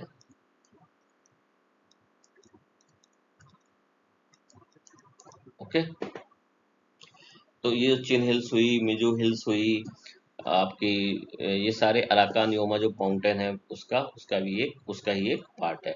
और यही अराकान योमा आगे जाके समुद्र में जो सी है उसमें सबमर्ज हो जाता है और फिर कहाँ पे जाके निकलता है, अंडमान निकोबार में। तो अंडमान निकोबार भी है वो क्या है, अराकान योमा का एक पार्ट है। ओके, ये आ गया आपका मिजोरम की फ्लोरा एंड फ्योना। तो बिगेस्ट लेक देख लो, पलक दिल, सॉरी मैं पालक बोल रहा हूँ ये है आपका पलक, पलक लेक। ओके, ये बिगेस्ट लेक है। ओके, और इसमें क्या है, यहाँ पे माइग्रेटरी बर्ड्स का ये स्टॉप ओवर है। ओके, नेक्स्ट आपकी बिगेस्ट वाइल्ड लाइफ सेंचुरी कौन सी है, डंपा वाइल्ड लाइफ सेंचुरी, ये इंपॉर्टेंट है। ओके, और ये डंपा वाइल्ड लाइफ सेंचुरी है वो किससे बॉर्डर बनाती है आपकी, बांग्लादेश से। ओके, और ये जो डंपा वाइल्ड लाइफ सेंचुरी है ये स्टेट्स का ओनली टाइगर रिजर्व की तरह भी फंक्शन करती है। यहाँ पे रामसर साइट्स कौन सी है, पाला वेटलैंड। ओके, अभी जो पाला वेटलैंड है वो किसका पार्ट है, ये पलक लेक से ही बना है। ठीक है, तो पलक से पलक वेटलैंड बन गया, वो जो वेटलैंड है वो क्या हो गया, उसे ही रामसर साइट्स बोल रहे हैं ये लोग। और मिजोरम में क्या है, नेशनल पार्क और टाइगर रिजर्व, ये आ सकते हैं मिजोरम से नंबर 1 है आपका डेम्पा टाइगर रिजर्व। ओके, ये इम्पोर्टेंट है। ओके, ये मामिड डिस्ट्रिक्ट में पाया जा रहा है। इम्पोर्टेंट जो यहाँ पे है वो हुलुक गिवन आया, देखो हुलुक गिवन इस बार यूपीएससी में भी पूछा है, यूपीएससी 2026 में भी पूछा गया था इसके बारे में। ठीक है, तो आप लोग जब ये देखिए, आप क्वेश्चंस कहीं से बाहर से नहीं आते हैं, क्वेश्चंस ऐसे ही आते हैं। जब आप मिजोरम पढ़ रहे हैं, आप स्टार्ट करो, मिजोरम की न्यूज मैंने क्यों उठाई, मिजोरम की न्यूज मैंने इसलिए उठाई कि मिजोरम में सबसे पहले क्या हो गया कि मिजोरम की गवर्नमेंट ने यूसीसी के अगेंस्ट में आपका एक लेजिस्लेशन आया, और मिजोरम का जो जोरम नेशनल पार्टी मूवमेंट था, उसका पहला राज्यसभा एमपी बना। ये मैंने न्यूज उठाई थी। इस न्यूज से लिंक करते करते मैंने मिजोरम की ज्योग्राफी पढ़ी, मैंने कलादान रिवर पढ़ी, मैंने वाइल्ड लाइफ सेंचुरी पढ़ी, पलक दिल आपकी जो वाइल्ड लाइफ सेंचुरी है उसके बारे में पढ़ा, पाला रामसर साइट्स के बारे में पढ़ा। फिर मैं टाइगर रिजर्व पे गया, टाइगर रिजर्व में डंपा टाइगर रिजर्व यहाँ पे है, तो यहाँ पे नेशनल पार्क भी है, मुरलेन और फांगपुई, फांगपुई, मुरलेन और फांगपुई, ये डायरेक्ट आपके मैचिंग में आ जाएंगे कि फांगपुई कहाँ है, वो लिख देंगे मिजोरम मणिपुर। आप अगर आपने नहीं पढ़ा होगा तो आप कंफ्यूज हो जाओगे, या फिर छोड़ोगे, या फिर आप गैस करोगे। ओके, तो चांसेस 50% से लेकर 100% रिड्यूस हो गए। ओके, तो जब आप करंट अफेयर की लिंक करके आप ये पढ़ोगे तो आपको बेटर रहेगा। ओके, तो ये इंपॉर्टेंट है। सो मुरलिन फांगपुई ये आपके हो गए नेशनल पार्क, डंबा टाइगर रिजर्व हो गया आपका यहाँ का टाइगर रिजर्व हो गया। ओके, अब आपको पता, अगर आप मेरे ये वीडियोस को अगर आप ईयर वाइज अगर आप फॉलो कर रहे हो, ओके, तो आपको इसे याद करने की जरूरत नहीं है, ये चीज़ बार बार आएंगी, और बार बार आएंगी तो आप अपने आप याद हो जाएंगे आपको। ठीक है, तो आप वीडियोस बनाते चलो, नोट्स उसके बनाते चलो, मैपिंग करते चलो, आपको अपने आप सब याद हो जाएगा, क्योंकि न्यूज़ जो है बार बार रिपीट होती है। और अभी प्रीलिम्स खत्म हुए केवल 1 डेढ़ महीना हुआ है, ये मेरा 6 या 7th वीकली लेक्चर है इस साल का। और आप देख लो, अगर आपने सारे वीडियोस पढ़े हैं तो ऑलमोस्ट पूरा इंडिया कवर हो चुका है धीरे धीरे। और अगले 10 महीने में और क्या होगा आएगा, कवर तो हम यही एरिया करेंगे ना, और वर्ल्ड का भी कवर कर ही रहे हैं, तो वो अपने आप रिवाइज होता रहेगा। नेक्स्ट आइए, ये ये ये जो है, ये पल्लीकरनी मार्शलैंड रामसर साइट्स है, इसमें क्या हुआ, ये जो एरिया था ये रामसर साइट्स बना था 2022 में। ठीक है, अभी इसमें क्या है, जो हाउसिंग प्रोजेक्ट था उसको अप्रूवल देने से मना कर दिया, किसने देने से मना कर दिया, आपकी स्टेट इन्वायरमेंट इम्पैक्ट अथॉरिटी ने। उन्होंने साइट क्या किया, इन्होंने कहा भाई देखो यहाँ पे ये रामसर साइट्स है, और हम इसको अप्रूवल इसका मना करते हैं। ओके, और इसमें दो इम्पोर्टेंट जगह हैं, कौन कौन सी, ओकाई मदाबू और कोबालम क्रीक, ये यहाँ पे क्या कहते हैं, ये दोनों आउटलेट्स हैं मेजर, और इसमें 65 स्मॉलर वेटलैंड्स भी हैं इस पूरे एरिया में, तो इसको मना कर दिया है वहाँ की एनवायरमेंट इम्पैक्ट अथॉरिटी ने, कि हम इसको क्या कहते हैं नहीं देंगे। प्लस इन्होंने क्या बोला है, Tamil Nadu is looking for new airport site instead of Parandur. Okay, उन्होंने कहा पारंदूर भी इम्पोर्टेंट है, फार्मर्स की जो फार्मर फार्म लैंड है हम उसको यूज क्यों करें, हम कोई दूसरी जगह यूज करेंगे जहाँ पे फार्म लैंड नहीं होगा, वेस्टेज लैंड होगा या फेरो लैंड होगा, इसके रिगार्डिंग। ठीक है, तो Tamil Nadu government has officially scrapped the proposed greenfield airport at Parandur in Kancheepuram district. क्यों, क्योंकि इनको to save farms and water bodies. Okay, क्यों, ऑफिशियल सोर्सेज ने क्या बोला है कि एज ऑफ नाउ 1700 एकड़ of private land had been acquired from the 12 villages in Sriperumbudur and Kanchipuram district. तो इनका भाई जब नई गवर्नमेंट आई तो उनका भाई हम ये सब नहीं करेंगे, आप ये सारे हटाओ, फिर से हम नई जगह पे लाएंगे, नई जगह पे फिर से टेंडर निकालेंगे, और फिर से हम बनाएंगे। अभी 1700 एकड़ ऑलरेडी डील हो चुकी है, तो नई गवर्नमेंट के लिए क्या बचा, नहीं आप ये सब चीजें बोलेंगे नहीं। ओके, नेक्स्ट आइए, डिस्ट्रक्शन ऑफ फार्मलैंड होगा 5000+ एकड़ प्रोजेक्ट। ओके, क्योंकि वहाँ पे हैवी हाईली फर्टाइल लैंड है। ओके, नेक्स्ट आप देखो, इसमें encroachment on vital water bodies में इंक्रोचमेंट होगा, क्यों होगा, जो लेआउट है वो क्या करेगा, ओवरलैप करेगा किसको, लोकल वेटलैंड्स को and crucial natural water channels को। क्यों, क्योंकि आपने इतना हिस्सा किया, इसको पूरा क्या कर दिया आपने, सीमेंटेड कर दिया। ठीक है, तो इस पूरे हिस्से से जितना भी वाटर नीचे परकोलेट होता था और परकोलेट होकर किसी वेटलैंड में जाता था, ओके, वो सब बंद हो जाएगा। तो ये वेटलैंड क्या होगा, खत्म हो जाएगा। ठीक है, इसलिए उन्होंने मना कर दिया। नेक्स्ट आइए, TN house unanimously opposes Karnataka government Mekedatu dam proposal. अब इसमें क्या है, मेकेदाटू डैम प्रपोजल, सी ये आपकी आ रही है Kaveri river. Okay, Kaveri river, यहाँ पे एक रिवर आती है अर्कावती, अर्कावती रिवर। ओके, और उसके बाद क्या हुआ, ये दोनों जहाँ पे मिले, इसके बाद ये हो गया इनका संगम। इसके बस थोड़ा सा नीचे, मुश्किल से 2-3 किलोमीटर नीचे इन्होंने एक डैम बनाया है। ये कौन सी, इसको, ये इनका नाम है मेकेदाटू डैम, मेकेदाटू, मेकेदाटू डैम। ठीक है, बहुत इस उस समय बहुत ही डीप जॉर्ज बनाती है या ये कावेरी रिवर। ओके, क्योंकि आपको ये एक तरीके से ये क्रॉस कर रही होती है आपके ईस्टर्न घाट्स को, और डीप जॉर्ज बना के निकल रही होती है। तो मेकेडाटू का एक्चुअली मतलब होता है गोट स्लीप। तो मतलब जैसे गोट का, ऐसे अगर आप देखो गोट स्लीप कैसे होती है, कोई भी गॉड की ऐसे होती है एकदम से यहाँ पे जॉर्ज बना रही है इस तरह। ओके, तो इसे मेकेडाटू डैम तभी इसे बोला गया। ओके, इसका जो गोट स्लीप इन कन्नाडा। ठीक है, इसके बाद देखो, ये जो इसके बाद फिर ये जो रिवर है ये आगे जाती है। ठीक है, और ये जो मेकेडाटू डैम है यहाँ पे लगता है तमिलनाडु। ठीक है, ये आपका कर्नाटका है। ये जो एरिया है ये केवल 4 किलोमीटर पहले है इससे, तमिलनाडु से, मतलब जो भी पानी आ रहा है तमिलनाडु से जस्ट 4 किलोमीटर पहले इन्होंने रोक लिया। और इससे थोड़ा सा ऊपर यहाँ पे क्या है, बेंगलोर। और ये जो पानी देगा वो किसको देगा, बेंगलोर को देगा। ठीक है, केवल 90 किलोमीटर है, ये जो डिस्टेंस है वो कितनी है, 90 किलोमीटर। ओके, और ये जो पूरा एरिया है, अगर आप देखो ये जो पूरा एरिया है, ये जो ये है कावेरी वाइल्ड लाइफ सेंचुरी। ठीक है, अब देखो इन दोनों में, अब ये राशि मनाल क्या है, अब देखो हुआ क्या कि जैसे ये बॉर्डर है। ठीक है, अब ये जो बॉर्डर है, अब इसमें आप देखो यहाँ पर ये इन्होंने क्या बनाया, मैकेडाटू प्रोजेक्ट। ये आपका है मैकेडाटू प्रोजेक्ट, और यहाँ पे है आपका राशि मनाल प्रोजेक्ट।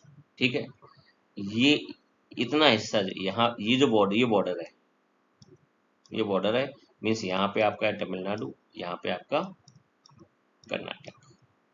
ठीक है, अब इशू केवल क्या है, अगर ये वाला प्रोजेक्ट को तमिलनाडु वाले बोल रहे हैं कि यहाँ पे आप मत बनाओ, हम यहाँ पे बना ले रहे हैं, और हम यहाँ पे बना के क्या करेंगे, हम कुछ भी नहीं करेंगे, इवन हम इससे बिजली भी नहीं बनाएंगे, हम केवल वाटर को, रिसोर्स को रखेंगे, वाटर को कैप्चर करेंगे और उसको हम आपको वापस भेज देंगे। इशू केवल इतना है कि ये तमिलनाडु में होगा, तमिलनाडु में होगा तो पावर किसके पास रहेगी, तमिलनाडु के पास रहेगी। ओके, और आप ये इसमें देख लो इसका, और ये कितना किससे पहले है, ये मैत्तूर डैम से जस्ट पहले है। और इनफैक्ट ये जो राशि मनाल साइट है, इसका इनॉग्रेशन या फिर ये कह लो आप फाउंडिंग स्टोन इसका जो है वो 1961 में के कामराज ने ऑलरेडी रख चुके थे। ओके, तो ये जो प्रोजेक्ट है वो एक तरीके से फिजिबल नहीं होगा, या फिर इसका ध्यान हट गया होगा, मैथ्यू डैम पे फोकस हो गया होगा, इसलिए ये साइड पे डैम नहीं बना। नहीं तो ये ऑलरेडी बहुत पहले से पॉलिसीज डॉक्यूमेंट में ऑलरेडी है वहाँ पर। ओके, तो लोग तमिलनाडु ने कहा है कि भाई मैकेडाटू डैम मत बनाओ, यहाँ पे आप बनाओ। ओके, अब इसमें है क्या, तमिलनाडु क्या गया, तमिलनाडु ने गया कहाँ पर, सुप्रीम कोर्ट में। सुप्रीम कोर्ट ने कहा, सुप्रीम कोर्ट ने अपील इसकी जो थी तमिलनाडु की वो क्या कर दी, कैंसिल कर दी, और कहा कि इमेच्योर अपील थी। इमेच्योर अपील का मतलब क्या हुआ, सुप्रीम कोर्ट ने बोला कि 2018 में ऑलरेडी हम लोग फाइनल वर्डिक्ट दे चुके हैं, कि क्या फाइनल वर्डिक्ट दिया है कि कर्नाटक से तमिलनाडु को कितना पानी जाएगा, river water sharing. Okay, plus हमने बोला है कि कोई भी न्यू इंफ्रास्ट्रक्चर बनता है उसका इम्पैक्ट इस रिवर वाटर शेयरिंग पे नहीं होगा। आप 10 डैम बना लो, लेकिन जितना पानी आपको देना है कर्नाटक से तमिलनाडु को उतना देना है। प्लस इसने क्या बोला कि जो अपर रिपेरियन स्टेट है, अपर रिपेरियन का मतलब जो जहाँ से रिवर शुरू हो रही है, शुरुआत में ऊपर वाले हिस्से में जो कहते हैं स्टेट्स हैं, उनका केवल यूनिवर्सल राइट नहीं है without the consent of lower riparian state. As in case of Kaveri we have the lower riparian states in the form of Tamil Nadu and आपका पौंडुचेरी, बट यूटी मान लो। और अपर रिप्रेजेंट क्या है, कर्नाटका। तो कर्नाटका अपने मन से एक तरफा डिसीजन नहीं ले सकता। ओके। प्लस उसने ये भी बोला इमेच्योर इसलिए है कि कोई भी आप सुप्रीम कोर्ट में तब आओगे ना जब आप एक्चुअल में डीपीआर फाइनलाइज्ड हो जाएगी। कर्नाटका ने इस प्रोजेक्ट की डीपीआर अभी बिल्कुल बना ली है, लेकिन इसका अप्रूवल नहीं मिला है। अभी इन्वायरमेंट मिनिस्ट्री से अप्रूवल मिलना पड़ेगा, उसके बाद आपका national board of wild life से लेना पड़ेगा, आपको फॉरेस्ट डिपार्टमेंट से अप्रूवल लेना पड़ेगा, आपको सेंट्रल इलेक्ट्रिकल अथॉरिटी से अप्रूवल लेना पड़ेगा। ओके। आपको जो जो एरिया वहाँ पे आ रहे हैं, वहाँ के जो लोकल लोग हैं, चाहे वो नॉर्मल शेड्यूल्ड विलेज हो या फिर आपका ट्राइबल विलेज हो, तो वहाँ से उनकी ग्राम सभा से अप्रूवल लेना पड़ेगा। ओके। ये सारे अप्रूवल लेने के बाद आप डीपीआर बनाओगे। डीपीआर बनाने के बाद सबसे इम्पोर्टेंट आप कावेरी वाटर रिवर अथॉरिटी जो है, वाटर कावेरी रिवर अथॉरिटी जो है, मैं कावेरी वाटर रिवर अथॉरिटी, वहाँ से आप क्या लोगे, डीपीआर फाइनलाइज्ड होगी। वो जो डिसीजन लेगा, वो डिसीजन के अगेंस्ट में आप सुप्रीम कोर्ट जा सकते हो। इसके अलावा तब की बात है, आप अभी क्यों आ गए, इट इज सो मैच्योर। आप इसे पॉलिटिकल लूप या पॉलिटिकल कहते मत बनाओ इसको। ये सुप्रीम कोर्ट ने बोला। ठीक है। तो ये अभी इसकी सिचुएशन है। ओके। इम्पोर्टेंट ये इसलिए है क्योंकि इससे फिर से एक बार रिवर वाटर शेयरिंग आ गई है मार्केट में। प्लस ये देखो, ये है मेन एरिया, ये आपका मेकेडाटू डैम हो गया। ठीक है। ये आपकी कावेरी रिवर है, और ये जो देखो रिवर आई है छोटी सी रिवर, ठीक है, ये आपकी अर्कावती रिवर। ओके। ये आसियाई। इसके बाद यहाँ पर आपका हो गया बॉर्डर एरिया, ये बॉर्डर हो गया। फिर नीचे आओ, यहाँ पे आपका है रासी मनाल डैम साइट, और नीचे चलते चले जाओ आप, ये आपका आ गया मेट्रो डैम। ओके। सो ये पूरा एरिया, ये ऊपर कैसा हो गया आपका कर्नाटका, नीचे का हो गया तमिलनाडु का, और ये पूरा ये जो हिस्सा है ये आपकी होगी Kaveri wildlife sanctuary. Okay. So ये है। अब इसमें क्या है, इसमें एक प्रेशर ग्रुप भी बहुत इस समय फेमस हो रहा है। उसे वो है, उस प्रेशर ग्रुप का नाम है south Indian river linking farmers association. Okay. ये जो प्रेशर ग्रुप है, अब इसमें क्या कर रहा है, ये प्रोटेस्ट कर रहा है। अगर आप सर्च करोगे, मैंने एक वीडियो डाला हुआ है शॉर्ट के फॉर्म में प्रेशर ग्रुप से रिलेटेड, अभी आज या कल में डाला हुआ है, आप चेक करना। उसमें मैंने बताया कि ये किस तरह से फंक्शनिंग कर रहा है। तो ये प्रेशर ग्रुप से रिलेटेड GS2 में भी आ सकता है। मतलब प्रेशर ग्रुप पे क्वेश्चन तो आता है आपका, बट आप इसको ना रेफर कर सकते हो, आप रेफरेंस दे सकते हो प्रेशर ग्रुप का। इस समय बहुत सारे प्रेशर ग्रुप फेमस है। आपका लेह वाला भी फेमस है, लेह अपेक्स बॉडी। आपका कारगिल स्टूडेंट अलायंस मान लो, इस तरह से ही नाम है, वो है। आपका ये कॉकरोच जनता पार्टी है। आपका मेघालय में जो आपकी ये फेडरेशन ऑफ गारो खासी जयंतिया, ये भी है आपकी। ये सारे लोग अलग अलग इशू पे, कि लेह वाला बोल रहा है अलग कि आप हमें कॉन्स्टिट्यूशनल प्रोटेक्शन दो, सेफ गार्ड दो, एक्स्ट्रा दो। कॉकरोच जनता पार्टी एनटीए की इफिशियंसी के अगेंस्ट में कर रहा है, कि सीबीएसई की इनएफिशिएंसी के अगेंस्ट में कर रहा है। ये लोग अपना वाटर लिंकिंग के बारे में बोल रहे हैं। मेघालय वाले कह रहे हैं कि हम किस अपनी जो भी ऑटोनोमस काउंसिल है, डिस्ट्रिक्ट काउंसिल है, उसमें जो भी नॉन ट्राइबल पीपल है उनको वोटिंग का राइट्स नहीं देंगे। तो अलग अलग इश्यू में अलग अलग तरीके से प्रेशर बना रहे हैं। ओके। रिफर कर सकते हो आप अपने प्रेशर ग्रुप के क्वेश्चन। नेक्स्ट आइए, new species plan to benefit 5500 farmers in Meghalaya. Okay. और ये जो न्यू स्पीसीज, नो स्पीसीज नहीं, स्पाइस। ओके। ओके। और कौन कौन सी स्पाइस है, हल्दी, टर्मरिक, ओके, काली ब्लैक पेपर, चिली। ओके, ये जो है आपके इसका स्पाइस ब्रांड बनाया गया है। कहाँ पे बनाया है? रिवोई डिस्ट्रिक्ट में। ये रिवोई डिस्ट्रिक्ट, ओके, नॉर्थ ईस्ट में है, नॉर्थ ही मान लो, नॉर्थ ईस्ट क्या। ओके, तो ये असम आ गया, या नीचे आपका बांग्लादेश आ गया, ये हो गया आपका मेघालय। ओके, और ये बना कौन रहा है? Eastern Riwoi organic farmer producer company. तो ये यहीं कहीं होगा, इस साइड कहीं। कौन सा एफपीओ है ये? इस एफपीओ का नाम याद रखना, eastern Riwoi organic farmer producer company. Okay, ये एफपीओ वाले केस में आप इसको मेंशन कर सकते हैं एज एन केस स्टडी।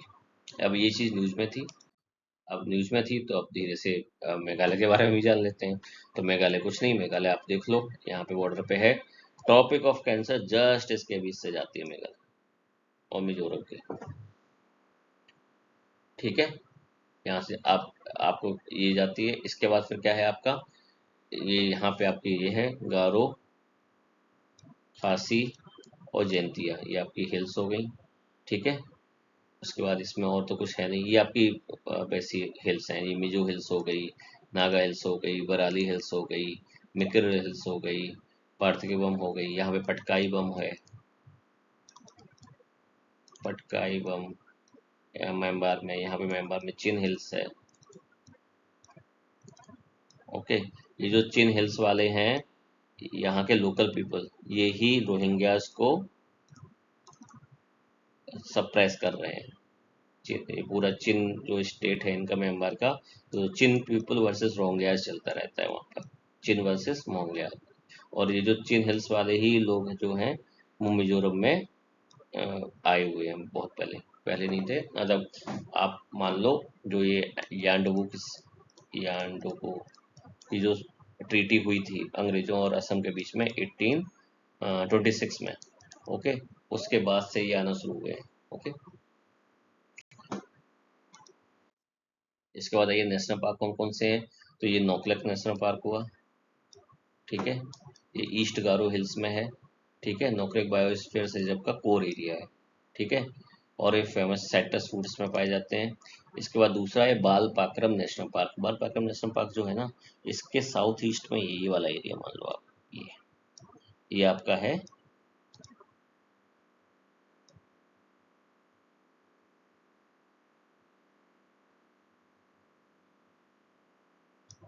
बाल पाक्रम नेशनल पार्क। ओके, तो ये हो गया आपका नोकरेक,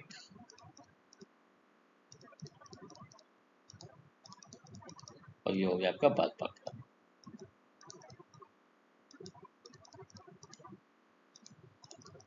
ये यहाँ पे आपका है मसायरम चेरापूंजी।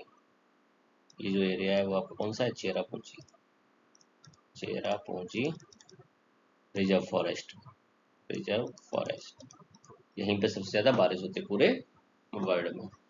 ओके, नेक्स्ट है ये फ्लोर। ये अब मेघालय जो है, इसमें आपका सबसे इम्पोर्टेंट चीज क्या है? यहाँ पे आपको मिलता है पिचर प्लांट। इसे मंकी प्लांट भी बोलते हैं, क्योंकि मंकी इससे पानी पीते हुए अलग से दिख जाते हैं।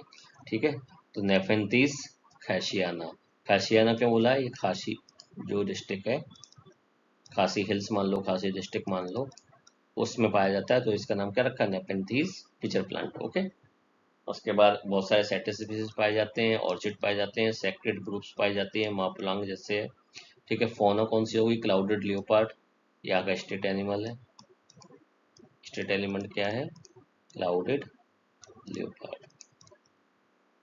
ओके, होलो गिवन है पाया जाता है इसमें। ओके, इंडियन वाइट वाटर वेफेलो पाई जाती है।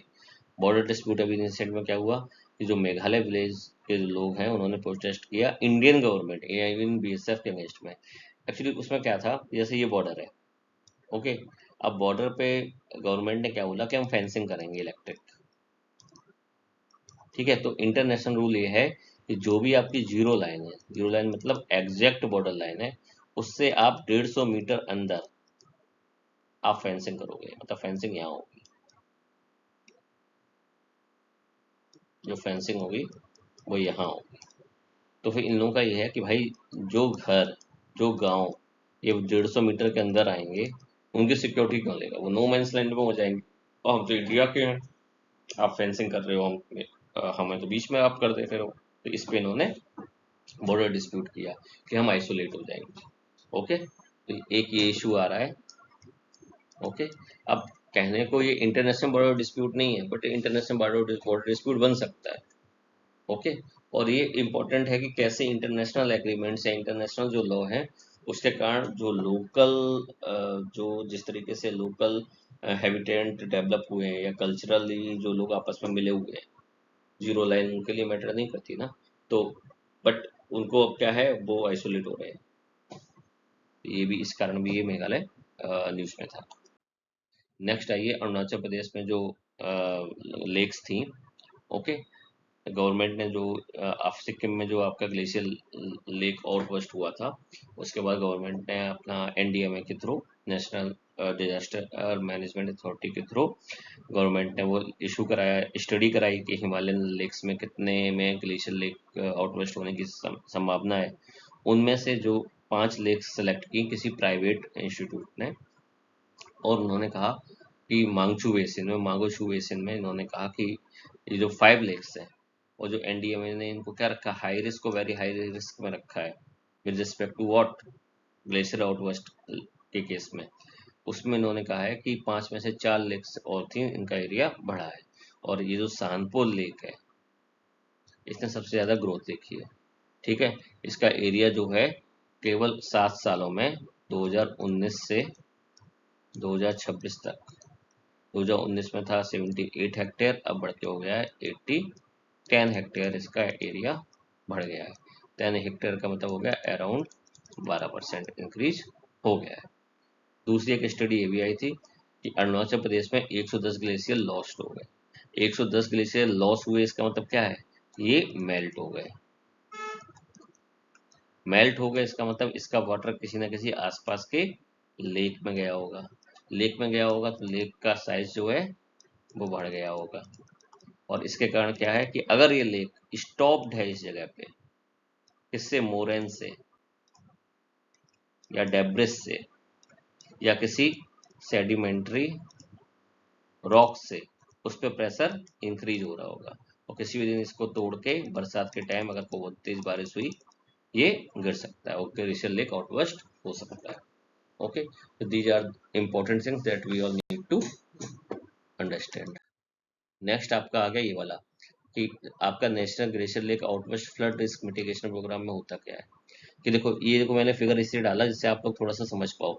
ये देख रहे हो आप, ग्लेशियर है, जब ये ग्लेशियर रिट्रीट होते हैं तो यहाँ पे ये पानी भर जाता है, देख रहे हो आप, ये पानी वाला एरिया है, ये ये सारे में पानी भर गए।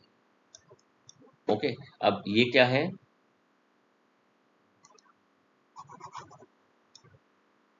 ओके, अब सपोज करो इस जगह पे कोई ना कोई ऑब्स्टेकल होगा ना, जिसके कारण पानी आगे नहीं बढ़ रहा होगा। अब धीरे धीरे पानी बढ़ता जाएगा, इसमें प्रेशर बढ़ता जाएगा और ये ब्रेक हो जाएगा। ठीक है, अब इसमें क्या है, ये जो प्रोग्राम के बारे में बात कर लेते हैं। तो प्रोग्राम में क्या क्या चीज़ें इंक्लूड होती हैं, गवर्नमेंट बोलती है कि भाई एनडीएमए से और सीडब्ल्यूसी, सेंट्रल वाटर कमीशन से, कि आप टाइम टाइम पर गाइडलाइंस दो, टाइम टाइम पर असेसमेंट करते रहो और उसको शेयर करो लोकल पीपल से, स्टेट डिजास्टर मैनेजमेंट से, डिस्ट्रिक्ट एडमिनिस्ट्रेशन से, कि किस तरीके से हम इसके लिए प्रिपेयर्ड रहें। और क्या क्या चीज़ें ये लोग इसमें इंक्लूड करते हैं, क्या क्या चीज़ें बताते हैं, ये बताते हैं कि डिटेल्ड में हैजार्ड असेसमेंट, कि एवलांचे के चांसेस कितने हैं, लैंडस्लाइड के चांसेस कितने हैं, वाटर जो है जो कलेक्ट हो रहा है वो कितना, आपके जो अंडरग्राउंड जो स्टोन्स हैं उनको कितना स्क्यूज कर रहा है, कितना उनकी जो स्ट्रेंथ है उनको कम कर रहा है, कितना गर्मियों के टाइम और सर्दियों के टाइम में जो वाटर आपका नीचे गया, थर्मल एक्सपेंशन के कारण वहाँ की जो रॉक्स हैं वो कितनी कमजोर हो रही हैं, उनके चांसेस कितने हैं टूट ब्रेक करने के, ये बताता है। प्लस अर्ली वार्निंग नेटवर्क्स देता है, आपको ये भी बताता है कि कहाँ पर लेक जो है, लेक अगर पॉसिबल है तो लेक का जो एरिया है उसे हम कम कर सकते हैं, किस तरीके से लेक की जो, जिससे कि फ्लड रिस्क की कम हो जाए। ओके, तो ये सब चीज़ें ये बताते हैं national glacier lake outburst flood risk mitigation programme में। ओके, तो ये आपको तैयार रखना है। नेक्स्ट आइए, सेंटर ने क्लियर किए हैं अभी डिफेंस मूसी रिवर प्रोजेक्ट में। तो मूसी रिवर प्रोजेक्ट के बारे में जानेंगे। Number one, Musi river project जो है वो एशियन डेवलपमेंट फंड कर रहा है, ठीक है, पार्ट ऑफ, मतलब 50% मान लो करेगी, और 50% ही आपका स्टेट गवर्नमेंट करेगी, या फिर स्टेट गवर्नमेंट थोड़ा सा हेल्प मांगेगी, किससे, सेंट्रल गवर्नमेंट गवर्नमेंट से। ओके, अब इसमें क्या है कि दो इम्पोर्टेंट रिवर हैं, मूसी रिवर और ऐसा रिवर। ओके, ऐसा है, मूसी नहीं है, ऐसा, ठीक है। ये दोनों जो रिवर हैं वो आपस में ऐसे मिलती हैं। मिलने से पहले यहाँ पे पहले से ही यहाँ पे डैम बना रखे गए हैं दो, और जहाँ पे ये मिलती हैं वहाँ पे आपका गांधी सरोवर डैम है, ठीक है। ये छोटा है, ये दोनों काफ़ी बड़े हैं और हिस्टोरिकल है। ओके, तो ये जो पूरा रिवर फ्रंट बनाने की कोशिश की गई है, इसमें जैसे फेज 1 में यहाँ तक बनेगा, फेज 2 में यहाँ तक बनेगा, फेज 3, फेज 4 और फेज 5। तो ये हो गया 1, 2, 3, 4 एंड 5, ये बोला है तेलंगाना गवर्नमेंट ने। ओके, तो जरा इसके बारे में देख लो थोड़ा सा। नंबर एक, क्या करेंगे ये लोग, यहाँ पे मूसी रिवर में पॉल्यूशन बहुत हो रहा है, तो ये लोग क्या करेंगे 62 एसटीपी प्लांट बनाएंगे, सीवेज वाटर ट्रीटमेंट प्लांट, ठीक है, जो भी रिवर रूट में पड़ रहे हैं। दूसरा क्या करेंगे कि government plans to pump 2.5 trillion million cubic, क्या है, ton TMC of water from Godavari river. तो ये गोदावरी रिवर से, अब आप ये देखना, मूसी रिवर जो है it's a tributary of Krishna river, but इसमें पानी कहाँ से लाएंगे, ऊपर से। कृष्णा रिवर नीचे बैठती है, देखो कृष्णा रिवर ये है, ठीक है, इसमें मूसी रिवर का कैसे आती है, ये मूसी रिवर हो गई। ओके, मूसी रिवर में ऑलरेडी ये जो आपकी ऐसा रिवर थी वो मिल जाएगी, ठीक है। ये हो गई आपकी Krishna river. Okay, Krishna river क्या ट्रिब्यूटरी भी याद रखना, ठीक है, मलप्रभा, घटप्रभा और तुंगभद्रा। ओके, ये सारे आपको याद होनी चाहिए, ये सारी इसमें जो मिलती है। इसके बाद और क्या है, आप एक जोनिंग बनाओगे। जोनिंग क्या करोगे, a strict 50 metre buffer zone along the river banks has been earmarked to protect against future concrete encroachment. Okay, तो 50 मीटर तक तो कुछ हो गई नहीं, ठीक है। अब देखो, इसके बाद इसमें सबसे इम्पोर्टेंट जो टॉपिक है, जो इम्पोर्टेंट चीज़ें फोकस में, वो क्या है, रिवर क्लीनिंग होगी, ठीक है। जितना भी एक्यूमुलेटेड सिल्ट और डिब्रिस है वो सबको रिमूव कर दिया जाएगा, ठीक है। रिवर बेड प्रोफाइलिंग होगी, ठीक है। रिवर बेड प्रोफाइलिंग से क्या होगा, इनको पता होगा कि किस जगह पे आपको कितना रिवर का वाटर, जो रिवर की गहराई है वो कितनी रखनी है, कहाँ से पानी आ रहा है, कहाँ पर स्लोप है, और कहाँ पर नदी ज़्यादा इम्बैंकमेंट को काटेगी जब इसमें पानी ज़्यादा आएगा। ओके, तो ये सारी चीज़ें होंगी। तीसरा क्या है, फ्लड मिटिगेशन वॉल्स बनाई जाएंगी ऊपर। ओके, जैसा आपका इंचियांगो जो रिवर है सियोल में, वहाँ पे बनाई गई है, या फिर टोक्यो में जो सुमेरा रिवर है, आप देख लेना, सुमिधा रिवर ऐसे करके रिवर है टोक्यो, वहाँ पे जैसे बनाई गई, या फिर सिंपल थेम्स रिवर। ओके, या Seine river in the Paris में, एशिया में जाओ आप, यूरोप जाओ, यूरोप में नॉन रिवर है, ठीक है। इसके बाद रोड्स बनाई जाएंगी अलोंग द रिवर बैंक सुंदर से, जैसे आपका अहमदाबाद में आप कभी गए हो, ठीक है, साबरमती रिवर फ्रंट, ठीक है। Trunk sewer mains and storm water drains होंगे बोथ साइड में, ठीक है। वाटर रिटेंशन स्ट्रक्चर बनेंगे, ठीक। उसके बाद आपका रिवर फ्रंट डेवलपमेंट होगा, ठीक है, और टूरिस्ट को अट्रैक्ट करने के लिए होगा आपका, बढ़िया सा रिवर फ्रंट बना देंगे ये लोग पूरा, 55 किलोमीटर का अगर देखें तो आपका शुरुआत से। ओके, अब देखो ये इसमें इन्होंने बहुत अच्छा ये फिगर बनाया है। देखो ये मूसा रिवर है, ये अंतगिरी हिल से निकलती है, इसके इसको पहले से यहाँ पे बैंक, यहाँ पे डैम बना के ओस्मान सागर लेक बनाई गई थी। ऐसे ही ये ऐसा स्ट्रीम निकलती है, पारेगी सोर्स है इसका, हिम्मत सागर कहते हैं, यहाँ पे इसका डैम है, तो ओस्मान सागर हो गया और हिम्मत सागर हो गया। अब ओस्मान सागर जो है वो देखने में बड़ा लगता है अगर आप मैप पे देखो, लेकिन जो कैचमेंट एरिया है वो हिम्मत सागर का बहुत बड़ा है। मीन्स यहाँ पे बहुत सारी रिवर हैं जो जाके हिम्मत सागर में मिलती है, इसके कंपैरिजन में थोड़ा सा छोटा है। ये दोनों आपस में कहाँ मिलती हैं, गांधी सरोवर में मिलती हैं, जो भी मैंने आपको बताया। मूसी रिवर फिर आगे चलती चली जाती है, ठीक है। Musi river old Hyderabad, old Hyderabad और न्यू हैदराबाद, उसको अलग करती है, वेफरकेट करती है। अब देखो चार मीनार वगैरह ये सब बने हैं, और फिर जाके ये कहाँ मिल जाती है, ये सीधे कृष्णा रिवर में। अब इसको जोड़ेंगे कैसे? ये लोग जोड़ेंगे, यहाँ से कहीं से लाएंगे पानी। कहाँ से? गोदावरी से लिंक करेंगे। ओके, इधर भी लिंक कर सकते हैं, इधर भी लिंक कर सकते हैं, सब फिक्स नहीं है, बट वहां से पानी लाएंगे। ठीक है, ये हो गया।